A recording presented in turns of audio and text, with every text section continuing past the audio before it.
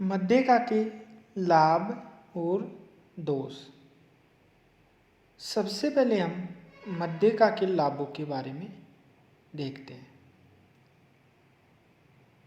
मध्यिका का सबसे बड़ा जो लाभ है वो ये है कि मध्यिका को समझना और ज्ञात करना बहुत सरल है। इसका अर्थ सर्वसाधारण भी आसानी से समझ लेते हैं। अनेक परिस्थितियों में मध्यिका केवल समंक श्रेणी के निरीक्षण से ही ज्ञात किया जा सकता है।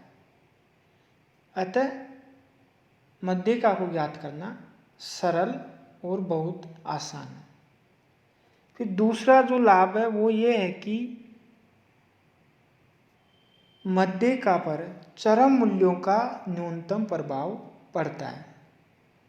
बहुलक की भांति मध्यिका पर भी चरम मूल्यों या सीमांत पदों का कोई प्रभाव नहीं पड़ता है।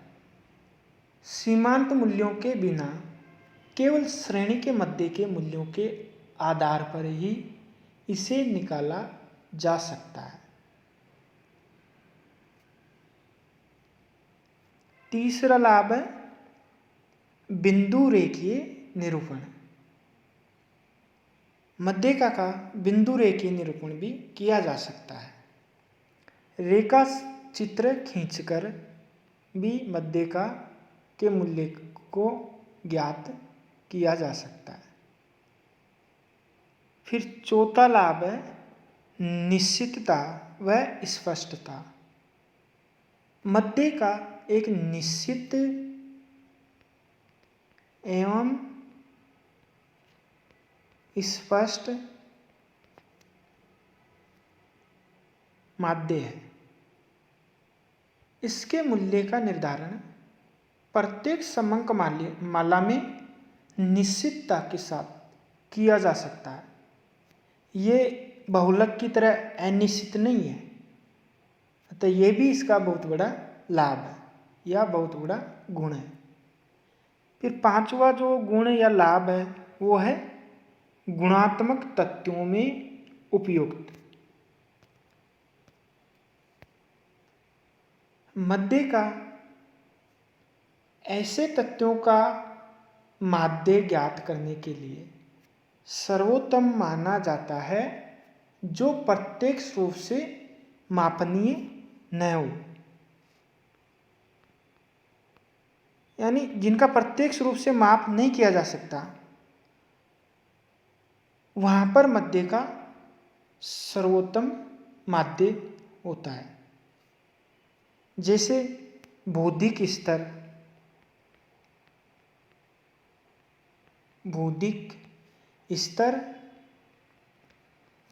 स्वास्थ्य,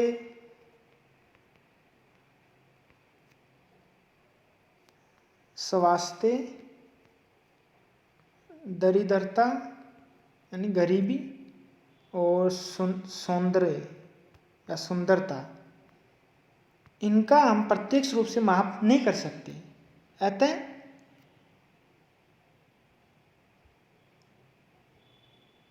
ऐसे तथ्यों का माध्य ज्ञात करने के लिए जहाँ प्रत्यक्ष रूप से माप नहीं किया जा सकता वहाँ पर मध्यिका का प्रयोग किया जाता है। यानी गुणात्मक तथ्यों में मध्यिका सर्वोत्तम माध्य माना जाता है। अब हम देखते हैं मध्यिका के दोषों को। मध्यिका का सबसे बड़ा दोष है निर्धारण संबंधी कठिनाइयाँ। यानी मध्यिका मूल्य निर्धारित करने से पूर्व पदों को आरोह या अवरोही क्रम में रखना पड़ता है। यदि व्यक्तिगत इकाइयों की संख्या सम हो, यानी जो दो से विभाजित हो, सम हो, तो दो केंद्रीय मूल्यों के औसत को ही मध्यिका मान लिया जाता है।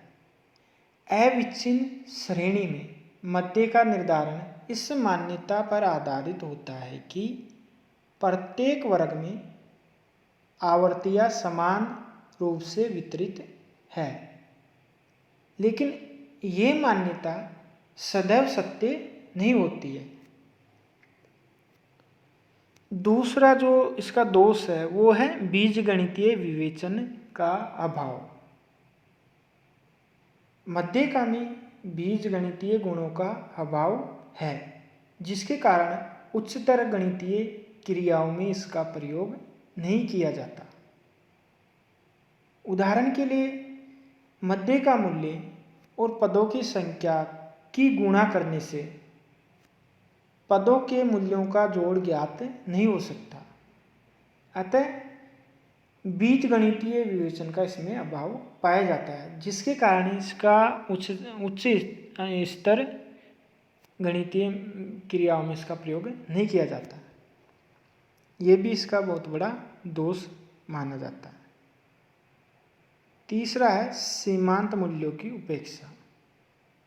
मध्य का सीमांत मूल्यों से प्रभावित नहीं होता, अतः जहाँ इन मूल्यों को महत्व या भार देना हो वहाँ पर ये अनुपयुक्त माना जाता है। चौथा है प्रतिनिधित्व का अभाव।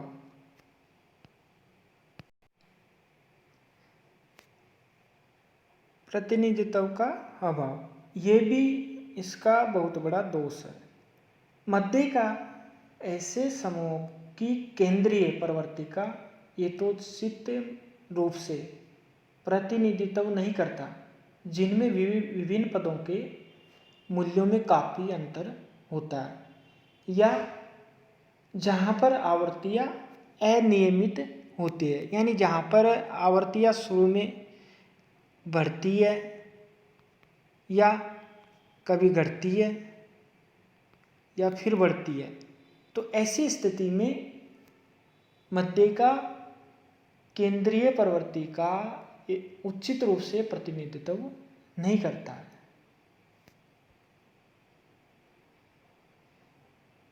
अब हम देखते हैं मध्यिका के उपयोगों को।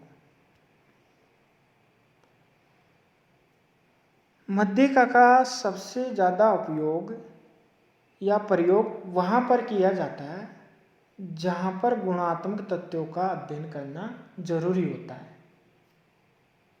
या जहाँ पर प्रत्यक्ष माप नहीं किया जा सकता।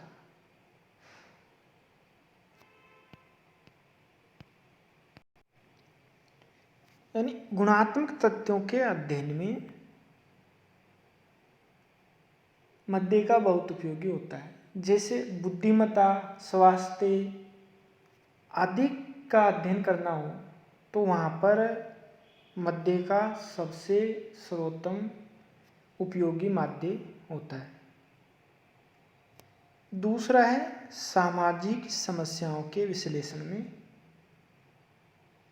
मध्यिका की उपयोगिता। विभिन्न सामाजिक समस्याओं के विश्लेषण में मध्यिका की काफ़ी उपयोगिता है।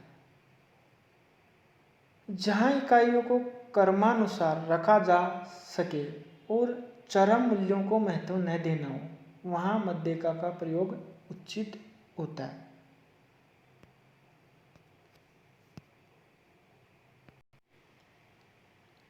संक्षेप में कहा जा सकता है कि मध्यिका का प्रयोग विशेष रूप से गुणात्मक प्रकृति के समंकों का सारांश जानने के लिए किया जाता है। जैसे प्राप्तांकों के आधार पर विद्यार्थियों के बौद्धिक स्तर का अनुमान लगाने के लिए तथा ईमानदारी, योग्यता आदि का अध्ययन करने के लिए मध्यिका का प्रयोग उचित होता है।